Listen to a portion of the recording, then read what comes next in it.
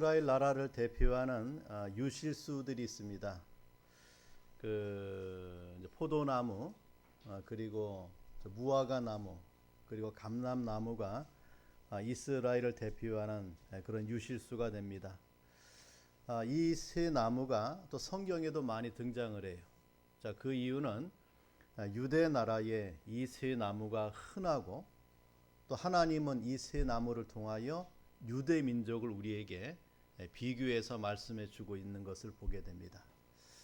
그래서 무화과 나무 같은 경우에는 아담과 하와가 타락했을 때에 저들이 자신의 수치를 가리기 위해서 무화과 나무 잎으로 자신의 옷을 만들어 입는 그런 경우에 이 나무가 등장하고, 예수님 시대에도 예수께서 이 나무의 과실을 얻는 장면들을 보여주고 있어요.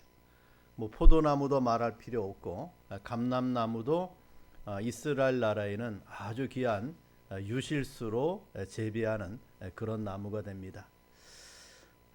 포도나무는 포도 열매를 가지고 음료로 사용을 합니다. 특별히 이스라엘 나라에는 그 연중에 가문 끝에 맺히는 열매가 포도 열매입니다.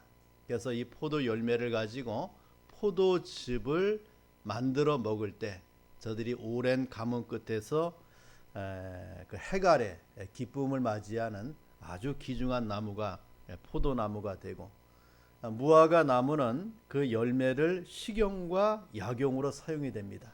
그래서 첫 번째 달리는 그 무화과 열매는 아주 실하고, 또 그 열매를 통해서 유대 백성들이 자신들의 양식으로 삼는 그런 나무가 무화과 나무가 됩니다. 이 감람나무는 그 열매의 기름을 짜갖고 그 기름을 사용하는 그런 나무가 됩니다. 그래서 성전의 등불을 밝히는 기름으로, 또는 왕이나 선지자나 제사장을 세울 때 기름을 그 머리에 부어서 세울 때에 사용되어지는 기름으로, 또는 이 기름이 식용으로 사용되어서 유대인에게는 뗄래야 뗄 수 없는 아주 귀중한 나무가 감람나무, 올리브나무라고 볼 수가 있습니다. 자, 이 세 나무는 똑같이 열매를 얻기 위하여 재배되는 나무들입니다. 열매의 용도는 각각 다르지만은 열매를 맺음으로 나무의 구실을 다하는 나무가 이 세 나무라고 볼 수가 있어요. 자, 포도가 열리지 않으면은 포도원은 흉년이 들어 포도주를 만들 수 없고, 그 포도즙을 짤 수 없을 때 백성들은 기갈한 상태로 지내게 됩니다. 무화과가 열리지 않으면은 식용이나 약재로 쓸 수가 없습니다.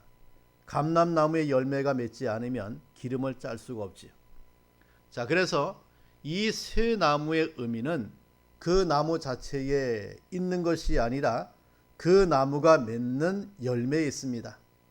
포도원의 포도나무, 무화과밭의 무화과 나무가 감람숲에 감람나무가 서 있어야 할 이유는 열매 때문이에요.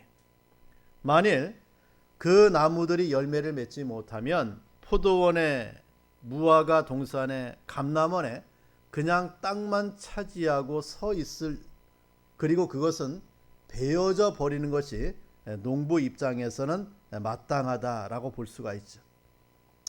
자, 그렇다면은 이 포도나무나 또 무화과 나무나 감람나무는 과연 무엇을 말해주고 있는가? 또 누구를 상징해 주고 있는가?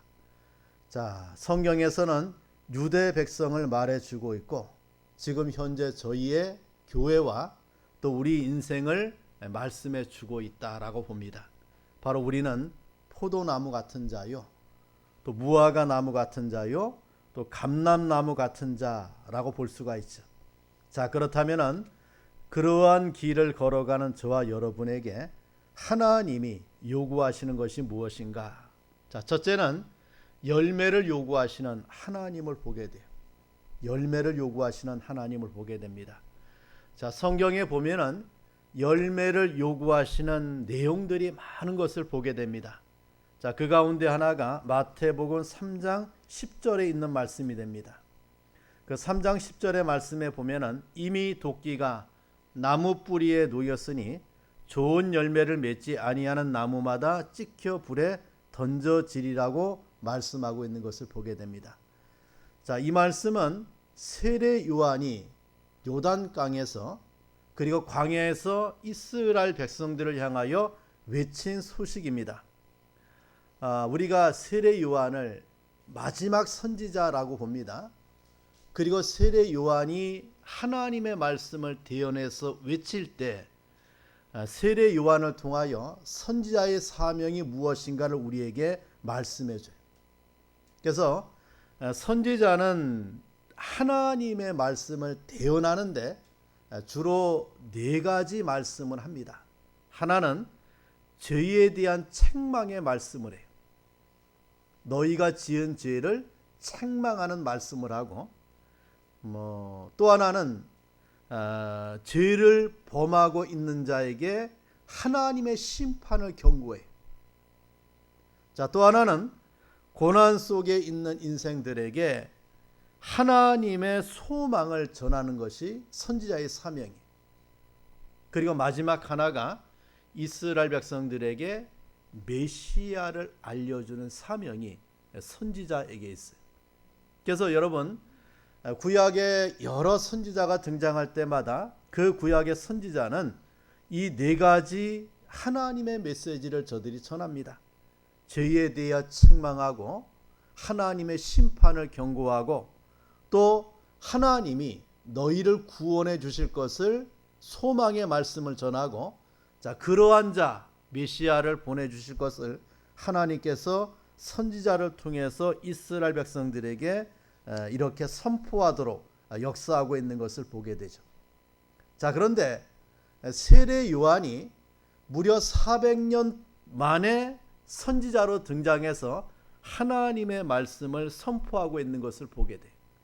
그러니까 구약 시대의 마지막 선지자였던 말라기 선지자가 하나님의 말씀을 선포한 이후에 처음으로 등장했던 선지자가 세례 요한인데, 그 세례 요한이 광야에서 무엇을 외쳤습니까?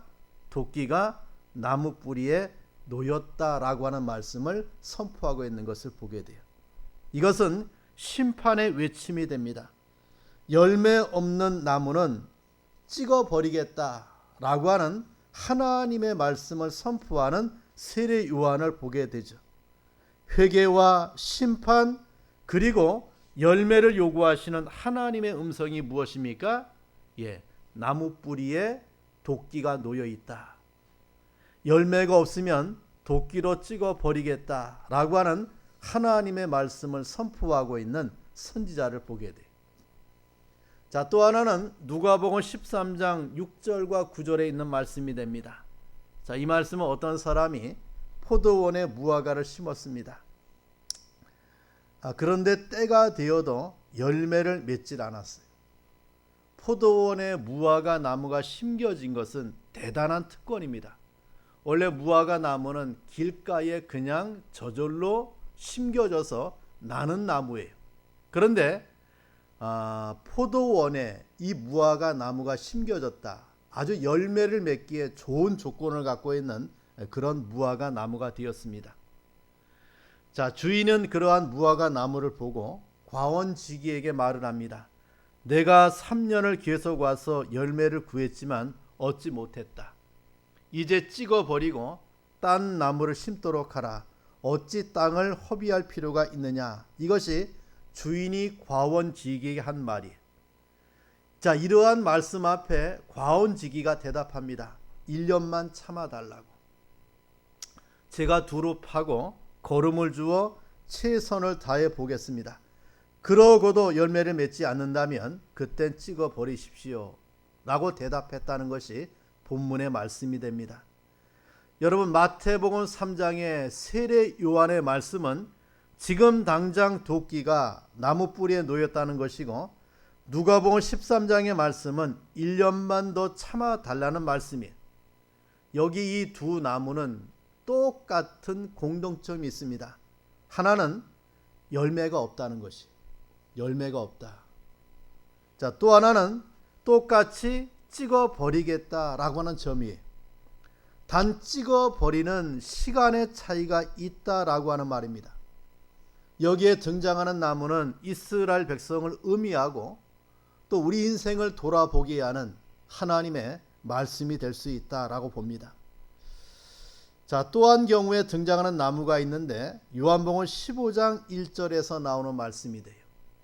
요한복음 15장 1절에서 보면은 나는 참 포도나무요 내 아버지는 농부라 물은 내게 붙어있어 열매를 맺지 아니하는 가지는 아버지께서 그것을 제거해 버리시고 물은 열매를 맺는 가지는 더 열매를 맺게 하려 하여 그것을 깨끗하게 하시느니라. 자, 이 말씀은 주님께서 직접 하신 말씀이 됩니다. 자, 물은 내게 붙어 있어 라고 하는 말씀은 포도나무인 예수님께 붙어 있는 사람을 가리킵니다. 다른 말로 하면은 예수를 믿는 사람을 가리킵니다. 가지는 나무에 붙어 있으면서 영양분을 흡수하고 살아갑니다. 다시 말하면 가지는 나무 때문에 살아요. 가지 혼자는 못 삽니다. 이것을 우리가 뭐라고 합니까? 하나님의 은혜로 우리가 살아가는 것을 비유해 주고 있는 말씀이 돼요. 자, 그런데 중요한 것은 무엇입니까? 나무 때문에 살아가는 가지에게 책임이 있다. 이것을 말씀해 줍니다. 바로 그것이 무엇입니까? 열매를 맺어야 한다는 말씀이에요. 만일 열매를 맺지 아니하면 그 가지를 잘라 버리겠다라고 말씀해 줍니다. 재구실을 못하는 가지는 잘라 버려요. 이것은 너무나 강력하게 우리에게 열매를 요구하고 있는 주님의 말씀이 됩니다. 자, 우리는 이러한 하나님의 말씀 앞에 내 자신을 돌아보아야 돼요. 자, 우리도 하나님의 영광의 열매를 맺기 위해서 존재하는 자입니다. 왜 우리가 신앙의 삶을 살아가고 있는가? 거기에는 무엇이 있어야 됩니까? 열매가 있어야 돼요. 하나님이 우리에게 요구하는 열매 앞에 우리는 그 열매를 맺어야 될 우리의 삶이 있고 우리의 사명이 있다라고 볼 수가 있습니다. 자, 그렇다면 우리가 맺어야 할 열매가 과연 무엇인가? 자, 오늘 본문에 보면은 우리가 맺어야 할 열매, 자, 주께서 우리에게 맺기를 원하는 열매가 무엇인가를 말씀해 주고 있습니다. 자, 우리 본문 갈라디아서 5장 18절에서 26절에 보면은 크게 열매를 두 가지로 우리에게 설명해 줘요.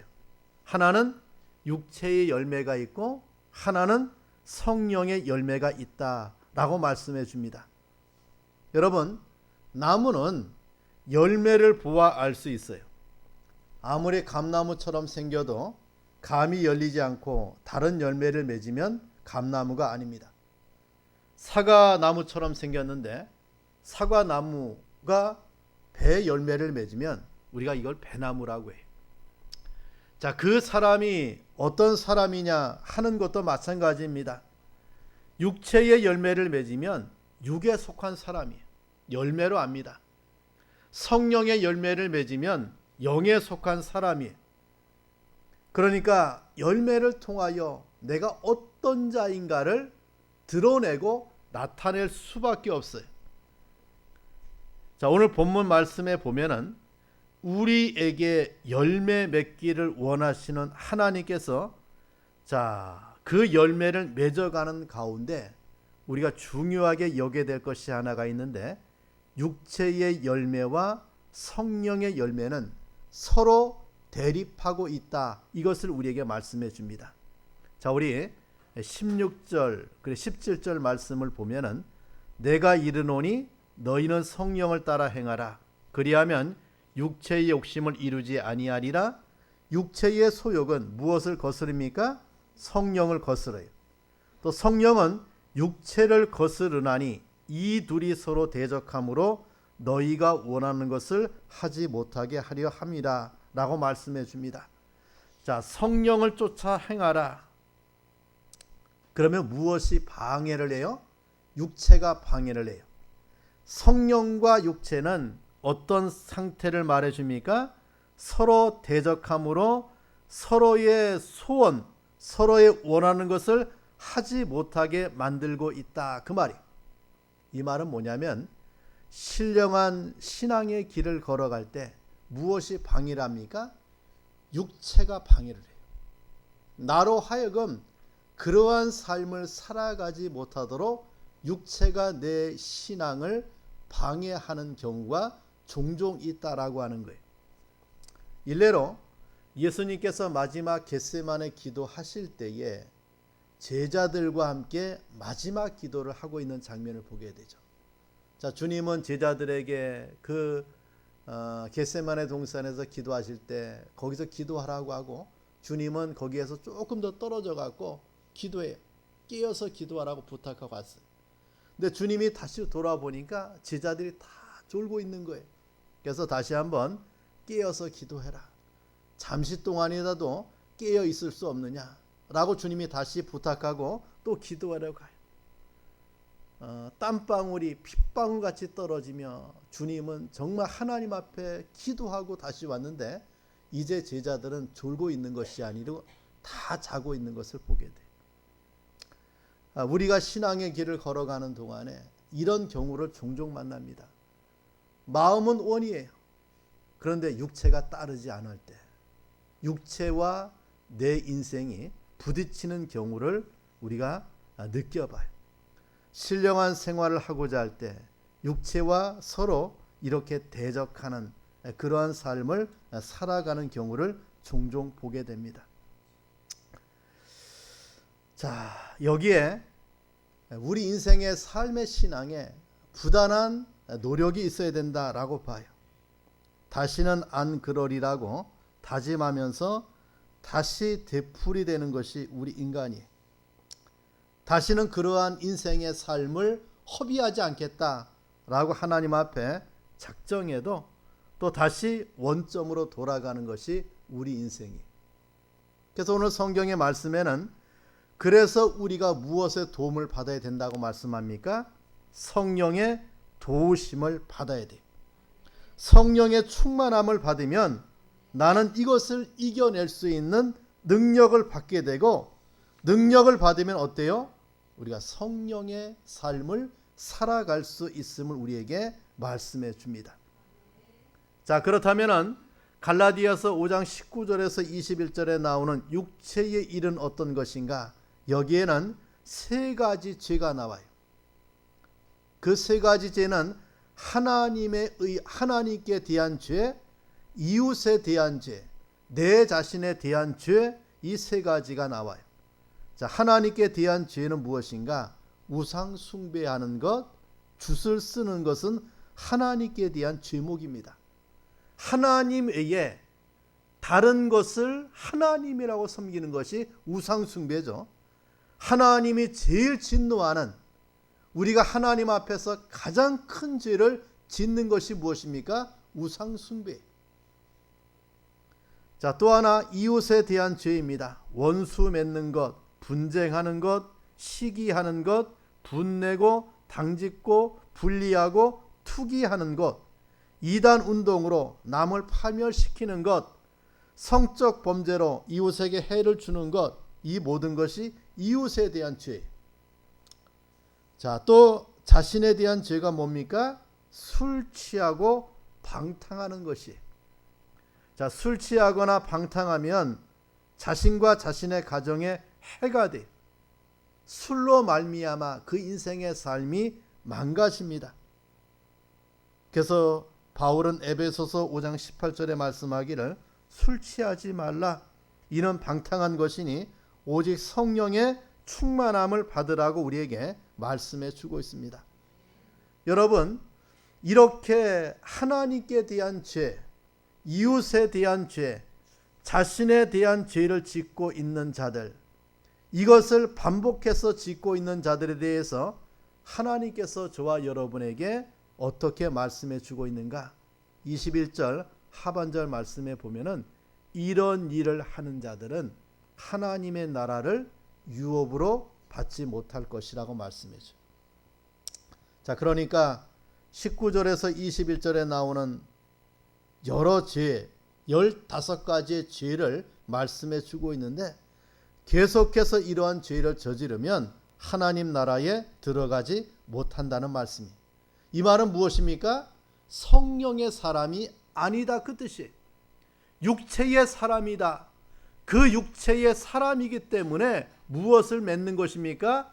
육체의 열매, 죄악의 열매를 맺고 있음을 우리에게 말씀해 주고 있습니다. 여러분, 내가 그리스도인이 되었다라고 하는 것은, 그리고 주님의 종이 되었다라고 하는 것은 육체의 일을 벗어버리고 성령의 열매를 맺고 있는 것을 의미해 줍니다. 내가 과연 무슨 열매를 맺고 있는가? 과연 이런 죄악의 15가지의 열매를 맺는 삶을 살아가고 있는가? 그 사람은 성령의 사람이 아니에요. 그리고 하나님이 말씀하기를 뭐라고 합니까? 하나님의 나라를 유업으로 받지 못할 자라고 말씀해 줍니다. 그렇다면 내가 그 열매를 통하여 내 자신을 살펴볼 수가 있어요. 과연 내가 어떠한 열매를 맺어가고 있는가?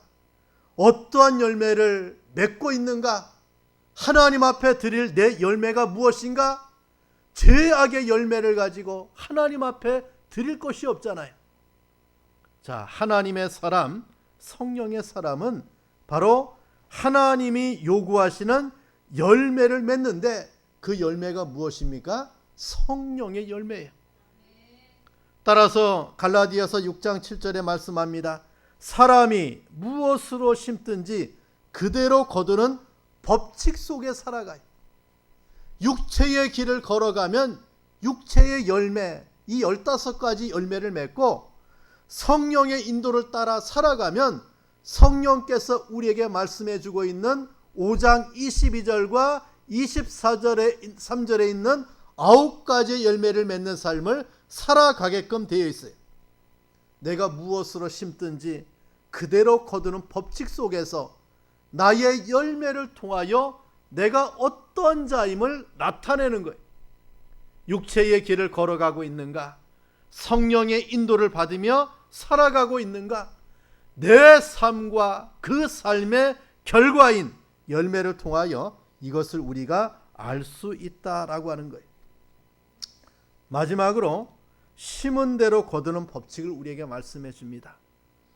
다시 한번 성경은 육체를 위하여 심는 자는 썩어진 것을 거둔다고 했습니다. 자, 우리가 6장 8절 말씀 봅시다.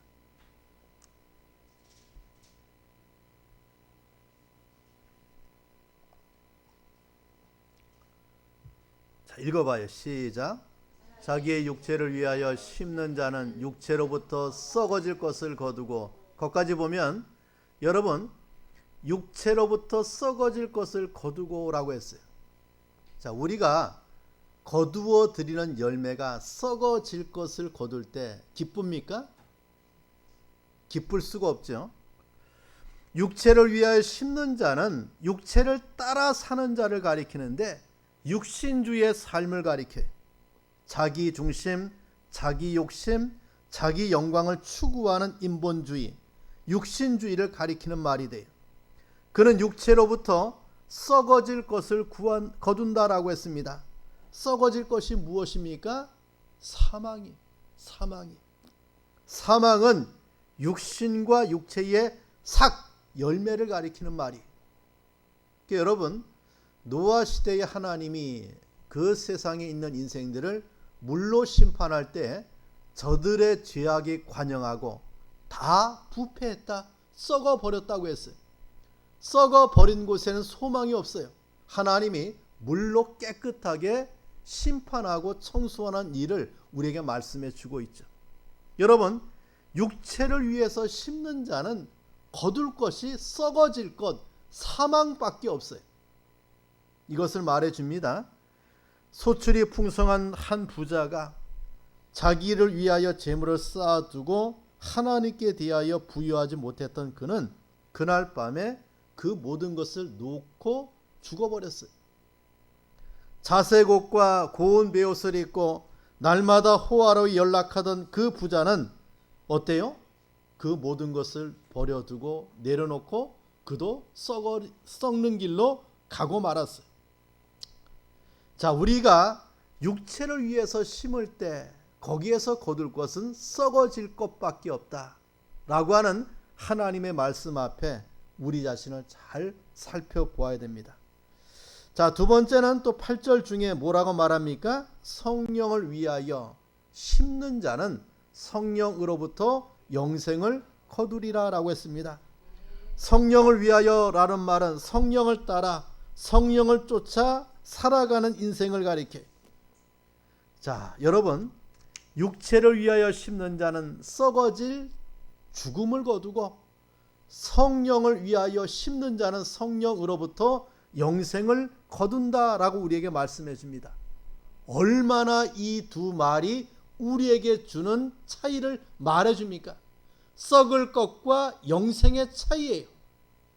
육체를 위해서 사는 자는 썩을 것을 거두는 인생이지만 성령을 위하여 심는 자는 성령으로부터 영생을 거두는 삶을 우리에게 말씀해 주고 있습니다. 자, 우리가 어떠한 길을 걸어가야 될 것인가 라고 하는 자명한 말씀을 오늘 성경에서 우리에게 말씀해 줍니다. 그렇다면은 자, 그렇게 성령을 위해 살아갈 때 우리에게 주는 두 가지 교훈이 더 있습니다. 자, 6장 9절 말씀.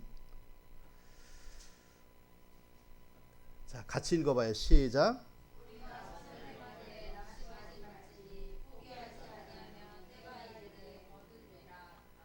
정말 중대한 성령의 권면이 돼요. 자, 성령을 심고 선을 위하여 살아갈 때 낙심이 올 수 있고 피곤이 올 수 있다라고 하는 거예요. 자, 그런데 두 가지를 우리에게 말씀해 주고 있는데 하나가 무엇입니까? 낙심하지 말라는 말이에요. 낙심하지 말라. 왜 우리가 낙심합니까? 그것이 속히 이루어지지 아니할 때, 열매가 쉽게 맺어지지 않을 때 낙심하게 돼요.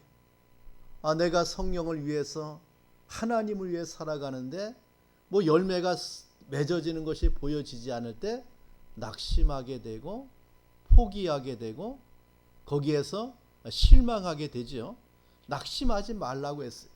왜냐하면 성경이 우리에게 잘 말씀해 줍니다. 9절에 보면 때가 이름에 거두리라 라고 말씀해 줍니다. 자, 그 때는 언제를 가리킵니까? 하나님의 때를 가리켜요. 하나님의 때, 거둘 때가 있다 그 말이. 맺힐 열매를 거둘 때가 있다라고 하는 말이. 자, 우리가 농사를 지어 보니까 잘 알지요. 그 모든 나무에는 열매를 거둘 때가 있어요. 내가 아무리 조급해도 그 나무는 열매를 거둘 때를 우리에게 보여줍니다. 하나님도 마찬가지. 자, 우리가 성령을 위해서 심고 성령을 위해서 살아갈 때 거둘 때를 우리에게 말씀해 주고 있는데 그 때가 누구에게 있는 거예요? 하나님께 있다. 자, 반드시 그 때는 온다 그 말이. 그리고 그때 우리에게 어떤 은혜를 말씀해 줍니까? 거두리라고 말씀하고 있는 하나님을 보게 됩니다. 그래서 우리는 낙심하거나 포기하지 않아요. 왜요? 거둘 때가 있고 그것을 맺을 때가 있음을 말씀하고 있는 하나님의 말씀이 있기 때문에 그렇습니다. 우리 사랑하는 성도 여러분, 자, 우리 인생은 성령 안에 있는 자입니다. 그리고 성령의 열매를 맺어가는 자들입니다. 그 열매를 맺을 때 그 열매를 통하여 누가 기뻐하십니까? 하나님이 기뻐하는 삶을 살아가고 있는 것을 보게 됩니다. 예수께서 저와 여러분에게 이렇게 말씀해 주고 있어요. 예수께서 이르시되 내가 진실로 진실로 너희에게 이르노니 나와 및 복음을 위하여 집이나 형제나 자매나 어미나 아비나 자식이나 전토를 벌인 자는 금세에 있어 집과 형제와 자매와 모친과 자식과 전토를 100배나 받되 핍박을 겸하여 받고 내세의 영생을 받지 못할 자가 없느니라 라고 말씀해 줘요. 이 세상에서 100배나 도로 축복을 받고 또 오는 세상에서 영원한 생명을 얻을 것을 주님이 말씀해 주고 있는 거예요. 여러분, 기독교 2000년 역사는 바로 이렇게 선을 행하다가 낙심하지 않고 피곤 속에서도 인내했던 성도들에 의하여 이러한 열매를 맺는 삶을 살아가는 것을 우리가 보여줘요.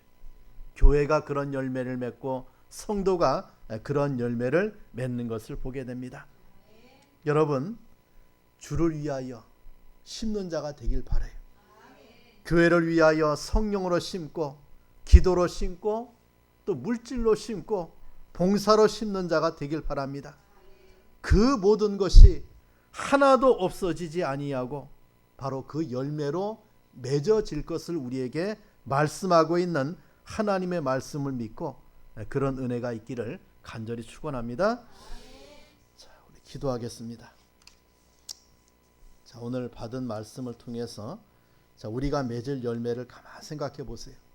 과연 내가 육체를 위해 살다가 썩어질 것을 거두는 그런 인생이 될 것이냐, 성령을 위해 살다가 성령으로 말미암아 이런 성령의 열매, 영생의 열매를 맺는 삶을 살아가야 될 것이냐.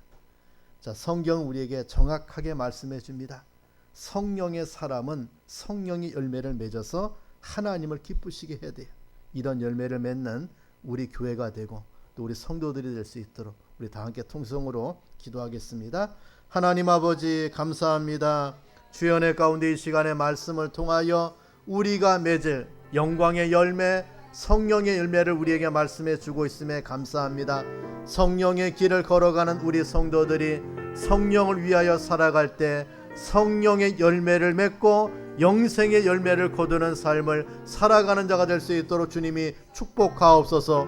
육체의 이런 현저하니 그 모든 죄악의 결과는 썩어질 것이요 하나님의 진노의 대상임을 깨닫게 하시고 성령의 인도를 따라 아름다운 열매, 하나님이 기뻐하는 열매, 성화의 열매를 맺는 우리의 신앙의 삶이 될 수 있도록 주님이 축복하옵소서.